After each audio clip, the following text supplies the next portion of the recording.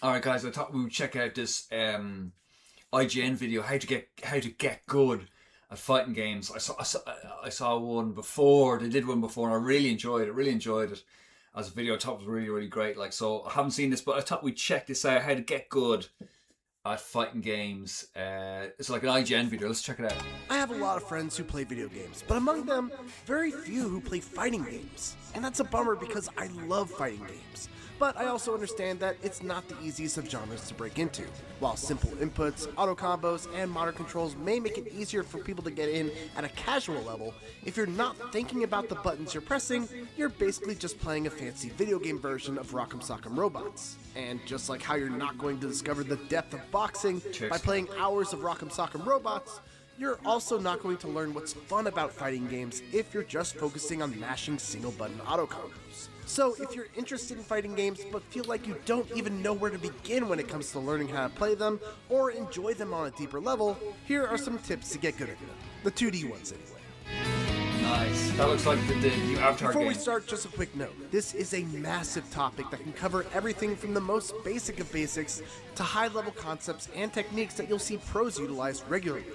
I actually tried to script out a video like this years ago, but it ended up getting so long that I couldn't imagine anyone who actually needed it actually watching it. So I'm going to try and keep the scope manageable and focus on what I believe to be the most essential things that you need to start you on your journey. And if people enjoy it, maybe I'll make a part 2. But for now, let's start with what I believe to be the #1 most important thing when it comes to getting good at fighting games. The key to enjoying difficult games like Dark Souls, Elden Ring, and especially roguelites is to understand that dying is all part of the experience. Every death is a lesson, and part of the skill of those games is applying those lessons to future attempts and learning from your mistakes. But to have that clarity of mind to be able to do that, you have to be okay with failure. There's a common expression in EFGC. You have to get washed to get clean. And it's true. There's just too much information to take in when you first start playing any given fighting game. All the fundamentals, system mechanics, everything your character can do, what your opponent's character can do, what's safe, what's punishable, etc. You can't expect to know how to deal with everything from the get-go. You have to absorb it over time. And the best way to do that is to go into your matches with a mindset that's focused more on learning than on winning. Eventually and inevitably, that mindset will shift once you feel like you've learned enough, but you always have to remind yourself that losing is part of the process, and that there's always more to learn. So don't let thoughts of, I suck, or this is too hard, ever stop you. You will improve, and the feeling... That's really good. I really love that. That's really good. Like, that's really good. Good advice. Like, feeling of overcoming or learning how to better deal with a tactic or character that previously gave you trouble is one of the most powerful feelings in fighting games, and one part of what makes it such a special genre. Blocking is pretty much the most important skill you'll need to learn when playing fighting games. Fortunately, it's really easy. You just hold back to block standing and hold down back to block low. You'll generally want to default to blocking low, as it blocks both low and mid attacks and also prevents you from backing yourself into the corner. Then you can switch to a standing guard to block jump-ins and overheads, which will break through a crouching block. Note that Mortal Kombat is unique in that you have a button that you have to hold down in order to block, which makes things a bit different when it comes to cross-ups, but that's something for another video. As for when you should block, basically whenever you're not committing to offense, you should have your finger or thumb hovering over the down back buttons, ready to block. But you especially want to be blocking when your opponent has the advantage over you. That means if they land a hit, you should be blocking. If they knock you down, you should be blocking. Unless you're doing what's called a hard read and intend on challenging their offense with either a wing up reversal, a jump out, or a quick button. Of course, the really hard part about blocking is knowing when it's your turn to go on the offensive, which is one of the things you'll have to absorb by playing over time. However, there are some mostly universal rules that you should keep in mind. If you block a jump attack, it is generally not your turn, so you should not press a button after blocking. This is why it's especially important to anti-air opponents, or hit them out of the air either with an air-to-air or air-invulnerable move. More on that later though. Characters with dive kicking special moves, which allow them to halt their aerial momentum and dive downwards at an angle, like Cammy in Street Fighter 6, are a little unique in that if their dive kick hits high on your guard, it's generally your turn, and may even be an opportunity to punish. But if they hit low, like around the feet, it's not your turn. There are some exceptions, but generally this is how dive kicks work in most studios. yeah, I really want to get back into when I get good with Cammy again. Like, I just need to practice, but Fighters. Special moves and attacks that have an exceptionally slow startup animation have a fairly good chance of being what's known as plus on block, which in fighting game terms simply means it's not my turn on defense. Examples of this include Ken's heavy Dragon Lash kick in Street Fighter, Soul's Fafnir in Guilty Gear Strive, Vi's charged S1 in 2X KO, etc. This isn't a hard rule, as there are definitely slow moves that aren't plus on block, but these may make up for it by having a ton of pushback, dealing a lot of chip damage, maybe they have armor, etc. Many games also have universal techniques that allow the attacking player to keep their turn even if they're blocked, like Grand Blue Fantasy Vs. Forward Light Attack, commonly known as 6-6L, or Dragon Ball FighterZ homing attack while in sparking mode. There are also some universal rules of when it's your turn to attack after blocking. You should feel generally safe going back on the offensive after blocking most special moves, as long as they don't have follow-ups. These type of special moves are called Rekkas. Most sweep attacks, which are low-hitting heavy attacks most commonly found in Street Fighter, are almost always punishable. Reversal attacks like Dragon Punches and super moves are generally punishable as well. These are good rules to fall back on if you ever have to guess on whether it's your turn to attack. But as a general rule of thumb, if you press your fastest button after blocking something and notice that you're getting counter hit, you should make a mental note of that and say, okay, probably not my turn after I block that move. Alright, so now that you know when and how to block, and when you should switch to offense, let's focus on what you should be learning when you pick a character and take them into training mode. First off, pick a character that does what you want to do. If you want to play patiently, hanging back, throwing projectiles, and making it hard for your opponent to come to you, find a zoner character like Guile in Street Fighter, Axel in Strive, or Kain in Fatal Fury, just to name a few. If you don't want to focus on lengthy, difficult combos, and want to just bully your way in, land a couple of big throws, and call it a day, pick a grappler like Zangief or Potemkin. If you want to apply suffocating pressure and keep your opponent guessing on defense, find a rushdown character. Once you've got your character, focus on these three things primarily. How do I land a hit? What do I do when my opponent jumps? What do I do when I land a hit? Let's break down each of these individually. How to land a hit is hard to talk about generally because it really does depend on what game you're playing and what character you're using. A slower paced 2D fighter might favor a more patient and reactive style of poking, anti-airing, and capitalizing on your opponent's mistake, while something like 2X KO encourages a much more aggressive and mix-up heavy style of play.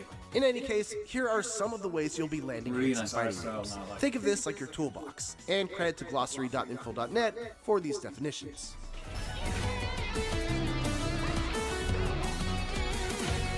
Yeah, that's really good. It's really good, like. So I just have some milk here. I just have a mug. I'm using my Stranger Things mug. I like this mug, just massive mug.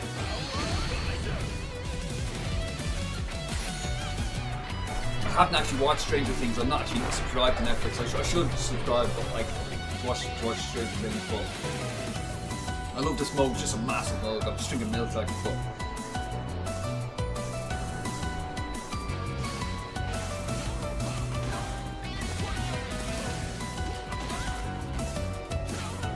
This is a really good video. Like.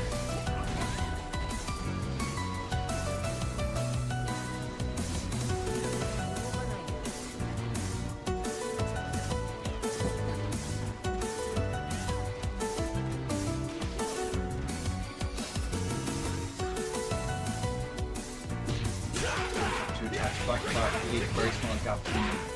The gap will be shorter than the defender's fastest attack means if they try to attack with a normal, they will get a counter. Yeah. Definitely want to get better with Cammy. Like, my main focus is see Viper at the moment, though. I want to get really good with her. And then when you're just starting out, in general, I'd recommend focusing primarily on the first three: poke, anti-air, and punish, and establishing a game plan of poking to discourage ground approaches, anti-airing when they inevitably start trying to jump in on you, and punishing when you block something punishable. As you get comfortable with those, or when you feel like you need more depth in your offense to match the rising skill level in your opponents, look to add in some more tools and build up your game plan from that starting foundation. As for what to do when the opponent jumps, this is where your anti-airs come in. Ideally, you'd have an anti-air combo that can punish someone heavily for trying to jump in on you, but even if it's just an anti-airing normal or special move, that's fine too. Practice anti-airing, and also think about what happens after the anti-air. Are they close enough that you can run up and pressure their wake up, or does it reset you back to the neutral position where you're back to poking?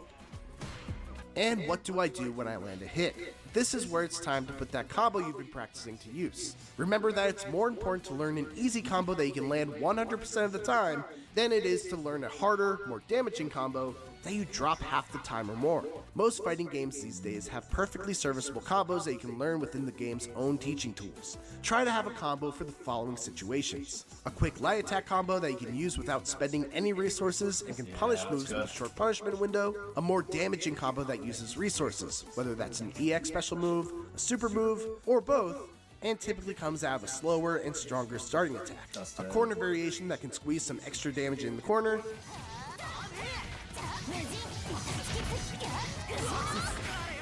and ideally an anti-air combo. Just like with anti-airs, you also want to take note of the situation after you land a combo. Do you have time to pressure your opponent after your combo lands, or does it leave you too far away? Plan for what you're going to do after the combo ends so that you can either keep your pressure going or hang back to establish your zoning if that's where your character is strong at. Don't forget throws either. Throws will beat blocking, and in some games are extremely strong and can lead to damaging combos by themselves. Start off with these three things, and once you feel comfortable with these fundamentals, that's when you can start looking into other ways to open your opponents up, either with high-low mix-ups, strike-throw mix-ups, frame traps, spacing traps to try and set up easier whiff punish opportunities, etc.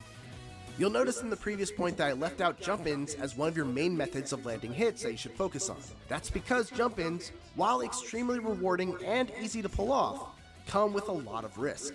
A lot of new players use them as a crutch at low levels because most players in the lower ranks aren't great at anti-airing.